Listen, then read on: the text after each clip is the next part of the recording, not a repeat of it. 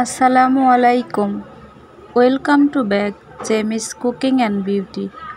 বন্ধুরা, আপনারা সবাই কেমন আছেন? আল্লাহর রহমতে ও আপনাদের দোয়ায় আলহামদুলিল্লাহ আমি অনেক ভালো আছি। আপনারা কেমন আছেন অবশ্যই কমেন্ট করে জানাবেন। আজকে আমি খুব মজাদার, স্বাস্থ্যকর সকালের বা বিকেলের নাস্তা তৈরি করে দেখাবো। আশা করি আপনাদের সবার নাস্তাটি ভালো লাগবে। চলুন কথা না বাড়িয়ে এবার নাস্তাটাকে কিভাবে তৈরি করতে হয় সে প্রসেসটি জেনে নেওয়া যাক। বন্ধুরা, আমার এই রেসিপি যদি আপনাদের ভালো লেগে থাকে তাহলে অবশ্যই আমার চ্যানেলটি সাবস্ক্রাইব করবেন এবং লাইক কমেন্ট করে জানাবেন রেসিপিটি আপনাদের কেমন লেগেছে। এই রেসিপিটি সকালে বা বিকেলে নাস্তার জন্য একদম পারফেক্ট। চলুন এবার তৈরি করে নেওয়া যাক। এখানে আমি নিয়েছি 2টা ডিম। এখন আমি ডিমের মাঝে দিয়ে দিচ্ছি স্বাদমতো লবণ। লবণ দেওয়ার পর ডিমগুলোকে এভাবে নেড়েচেড়ে ফেটিয়ে নিতে হবে। এরপর আমি দিয়ে দিব কিছু সবজি, গাজর, আলু, ধনিয়া পাতা ও পেঁয়াজ কুচি ও মরিচ কুচি, সবগুলো একটা একটা করে ঢেলে দেব। এই সবজি পরোটাটা খেতে দারুণ মজা। বন্ধুরা, আপনারা অবশ্যই বাসায় এই সবজি পরোটাটা রান্না করে খেয়ে দেখবেন। একবার খাইলে বারবার খেতে ইচ্ছা করবে। এটি একটি স্বাস্থ্যকর খাবার। এখানে ডিম, কিছু সবজি ব্যবহার করেছি। আমি সব সবজি ও ডিম একসঙ্গে মিক্সড করে নিচ্ছি। সবগুলো উপকরণ একসঙ্গে নেড়েচেড়ে মিক্সড করে নিতে হবে। বন্ধুরা, আপনারা চাইলে ধনিয়া পাতা নাও দিতে পারেন। ধনিয়া পাতাটা আমার ভালো লাগে তাই আমি এখানে দিয়েছি। এরপরে এখানে দিয়ে দিচ্ছি আটা। আপনারা চাইলে ময়দাও দিতে পারেন, আমি এখানে আটা দিয়েছি। এরপর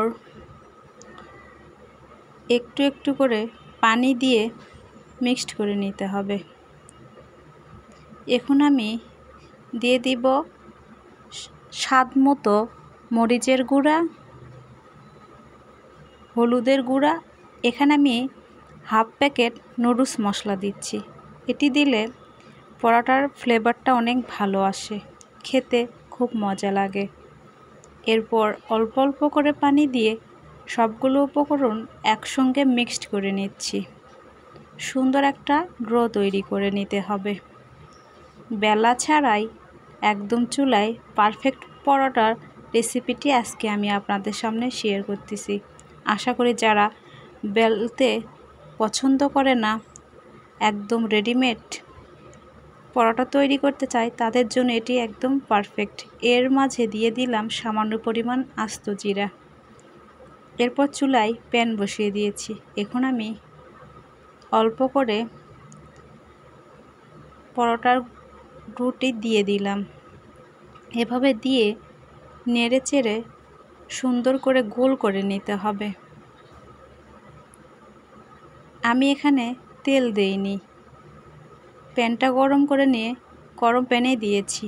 এই পরোটাটা তৈরি করতে তেমন একটা তেল লাগে না। প্রথমে সেঁকে নিতে হয়, তারপরে ওপরে একটু তেল ব্রাশ করে নিয়ে উল্টে পাল্টে ভেজে নিতে হয়। দেখুন আমার প্রায় হয়ে এসেছে। এখন আমি ওপরে একটু তেল ব্রাশ করে নিচ্ছি। এটি খুবই সুন্দর লাগে দেখতে, খেতেও দুর্দান্ত। আপনারা অবশ্যই বাসায় ট্রাই করে দেখবেন। বাচ্চাদের টিফিনেও তৈরি করে দিতে পারেন এই মজাদার খাবারটা। আপনার বাচ্চা বারবার আপনার কাছে রিকোয়েস্ট করবে এই খাবারটি তৈরি করে দেওয়ার জন্য। দেখুন কতটা সুন্দর হয়েছে। এভাবে এপিট ওপিট করে অল্প একটু তেল ব্রাশ করে নিয়ে ভেজে নিতে হবে। এখন আমি পরিবেশন করলাম। আমি এভাবে পরিবেশন করেছি। আপনারা আপনাদের পছন্দ অনুযায়ী পরিবেশন করতে পারেন। দেখুন এই সবজি পরোটাটা দেখতে যেমন সুন্দর হয়েছে, খেতেও অনেক মজা ও সুস্বাদু। এটি একবার যদি আপনারা বানিয়ে খেয়ে দেখেন তাহলে বারবার খেতে ইচ্ছে করবে। বন্ধুরা, যারা ঝটপট রান্না পছন্দ করে তারা এই রেসিপিটি তৈরি করে নিতে পারেন। এটি ঝটপট তৈরি করা যায় আর খেতেও দুর্দান্ত। আশা করি এই রেসিপিটি আপনাদের ভালো লেগেছে। আর যদি ভালো লেগে থাকে তাহলে অবশ্যই আমাকে কমেন্ট করে জানাবেন। বন্ধুরা, যারা খুব ব্যস্ত, সময় পায় না, তাদের জন্য এই ঝটপট পুষ্টিকর পরোটাটি অবশ্যই তৈরি করে রেখে দিতে পারেন। এটি আপনি 2-3 দিন রেখে খেতে পারেন। অবশ্যই নর্মাল ফ্রিজে রেখে যখন খাবেন একটু হালকা করে গরম করে খেয়ে নেবেন। আমি পরোটাটা দেখাচ্ছি কতটা নরম ও সফট হয়েছে। দেখুন, আমি মাঝখানে কেটে দেখালাম।